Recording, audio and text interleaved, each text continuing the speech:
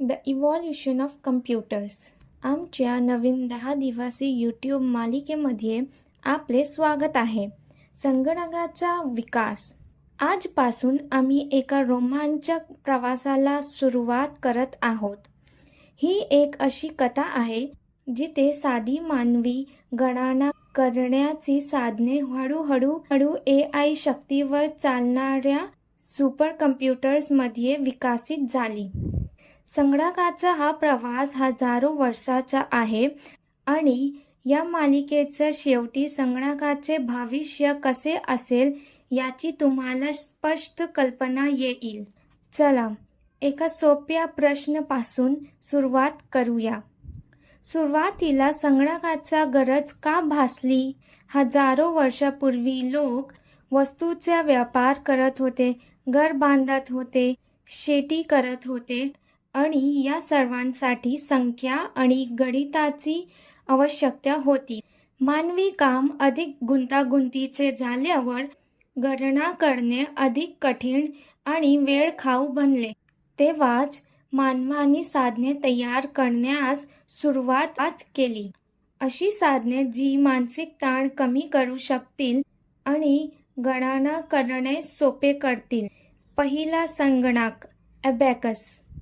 संगणकाचे सर्वात जुने स्वरूप म्हणजे अबॅकस, जो सुमारे 2500 ते 3000 ईसापूर्व काळातील आहे.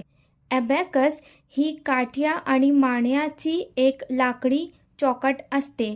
मणी सरकावून लोक खालील क्रिया करू शकत होते: बेरीज, वजाबाकी, गुणाकार, भागाकार. हा शोध उल्लेखनीय होते कारण त्यावेळी कॅल्क्युलेटर्स अस्तित्वात नव्हते, वीज नव्हते, कागद आणि पेन्सिल अत्यंत दुर्मिळ होते.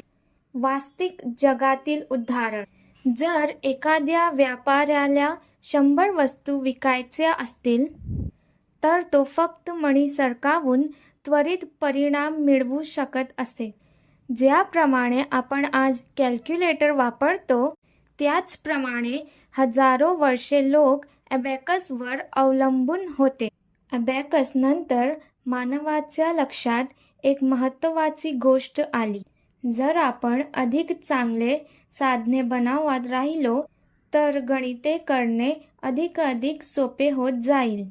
या कल्पनेमुळे अनेक महत्त्वपूर्ण शोधांना चालना मिळाली. नेपियरची हाडे, गुणाकारासाठी वापरल्या जाणाऱ्या लाकडी पट्ट्या, स्लाइड रूल. वैज्ञानिक गणिताचा जनक मानला जातो. पास्कलाइन, पहिले यांत्रिक गणकयंत्र. या शोधांनी आधुनिक संगणकांसाठी पाया घातला. आज आपण AI संगणक, क्वांटम मशीन आणि स्मार्टफोन वापरतो, पण त्यांचा पाया सुरुवातीच्या मानवांनी तयार केलेल्या साध्या कल्पनांमध्येच आहे. पुढील भागांमध्ये आपण पाहणार आहोत यांत्रिक यंत्रे, इलेक्ट्रॉनिक संगणक, पर्सनल कम्प्युटर्स आणि लॅपटॉप, स्मार्टफोन आणि शेवटी AI शक्तीवर चालणारे संगणक. मित्रांनो, ही तर फक्त सुरुवात आहे. जर तुम्हाला हा भाग आवडला असेल तर कृपया लाईक करा, सबस्क्राईब करा आणि खाली कमेंट करून आम्हाला सांगा की तुम्ही कोणत्या भागासाठी सर्वात जास्त उत्सुक आहात. आपण भाग 2 मध्ये पुन्हा भेटू, जिथे आपण पाहू की यांत्रिक यंत्रांनी आधुनिक संगणकाच्या आराखड्याला कसा आकार दिला. पाहिल्याबद्दल धन्यवाद.